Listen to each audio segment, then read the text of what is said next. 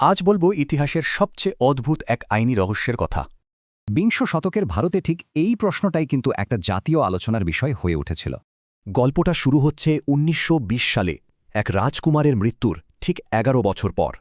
ঢাকার এক নদীর তীরে উদয় হলেন এক ছাইমাখা সাধু, যাকে দেখে স্থানীয়দের বেশ চেনা মনে হল। ওই সন্ন্যাসীর দাবি তিনিই রমেন্দ্র নারায়ণ রায়, মানে সেই রাজকুমার যিনি ১ দশক আগেই মারা গেছেন। এই নিয়ে পরিবারে কিন্তু দেখা দিল বিভেদ। বোন তাকে চিনতে পারলেন, কিন্তু স্ত্রী বললেন এ একটা প্রতারক। কিন্তু এই রহস্যটা ঠিক কি? চলুন একটু পিছিয়ে যাই ১৯০৯ সালের দার্জিলিংয়ে। সেখানে মাত্র ২৫ বছর বয়সে রাজকুমারকে মৃত ঘোষণা করা হয়, আর তার দেহ সৎকারের জন্য শ্মশানে নিয়ে যাওয়া হয়। কিন্তু ঠিক তখনই শুরু হয় এক ভয়ঙ্কর শিলাবৃষ্টি। শোকার্থরা দেহ ফেলেই আশ্রয়ের জন্য ছোটেন। সন্ন্যাসীর মতে সেই রাতেই একদল সাধু তাকে চিতা থেকে উদ্ধার করেন। পরিচয় অস্বীকার করা হলে সন্ন্যাসী ১৯৩০ সালে তার নাম আর সম্পত্তি ফিরে পেতে মামলা করেন। মামলাটা কিন্তু যে সে মামলা ছিল না, চলেছিল টানা ১৬ বছর ধরে। মামলাটা ঢাকার আদালত থেকে শুরু হয়ে পৌঁছেছিল একেবারে লন্ডনের প্রিভি কাউন্সিল পর্যন্ত। আসল চ্যালেঞ্জটা ছিল প্রমাণ জোগাড় করা। ১ দশক পর কি আদৌ পরিচয় প্রমাণ করা সম্ভব?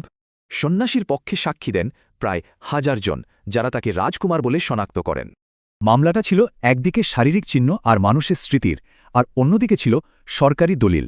বিশেষজ্ঞরা ছবি বিশ্লেষণ করে দেখেন রাজকুমারের ছবির সাথে সন্ন্যাসীর মুখের প্রায় হুবহু মিল। কিন্তু সবচেয়ে বড় প্রমাণটা আসে স্কটল্যান্ড ইয়ার্ড থেকে। তাদের রিপোর্টে বলা হয় ডেথ সার্টিফিকেটটাই জাল। অবশেষে ১৯৪৬ সালে ২৮ দিন শুনানির পর লন্ডন থেকে চূড়ান্ত রায় এল। সাম্রাজ্যের সর্বোচ্চ আদালত রায় দিল, হ্যাঁ, এই সন্ন্যাসী হলেন ভাওয়ালের রাজকুমার। টানা ১৬ বছর লড়াই করে তিনি জিতলেন, কিন্তু তার জয় খুব বেশি দিন স্থায়ী হয়নি। রায় বেরোনোর ঠিক দুদিন পর মন্দিরে পুজো দিতে গিয়ে ম্যাসিভ স্ট্রোকে তার মৃত্যু হয়। তিনি নিজের নাম, পরিচয়, সম্পত্তি সব ফিরে পেলেন, শুধু ফিরে পেলেন না জীবনটা।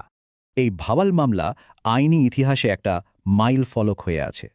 এটা প্রমাণ করেছিল মানুষের স্মৃতি সরকারি নথিকেও ছাপিয়ে যেতে পারে। আইন হয়তো তার পরিচয় ঠিক করে দিয়েছে, কিন্তু তিনি কি সত্যি রাজকুমার ছিলেন, নাকি ইতিহাসের সেরা কোনো প্রতারক?